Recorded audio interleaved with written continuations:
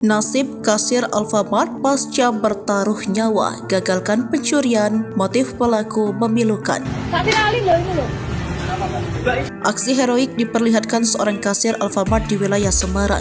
Video wanita berjilbab hitam itu saat mencoba menggagalkan aksi pencurian viral di media sosial. Sayangnya pelaku tetap bisa kabur. Mengutip tribunjabar.id, kasir tersebut tampak menahan tubuh tersangka dengan menarik hoodie warna merah yang dikenakan di halaman parkir depan minimarket. Pelaku mencoba menepisnya. Lalu, ia berusaha untuk segera menaiki sepeda motor Vega hitam plat H5562HF. Pelaku tampak menaruh sebuah handphone di tanah dan helm warna biru, lalu segera menyalakan motornya. Selepas menaiki motor, kasir Alfamart tetap berusaha menahan tersangka dengan mendorongnya ke arah gerobak UMKM yang sedang tutup. Tersangka sempat menabrak gerobak itu, tetapi berhasil kabur dengan melajukan motornya ke arah jalan raya. Kasir Alfamart sempat terseret sekian meter akibat mencoba menahan motor dengan cara menarik behel motor.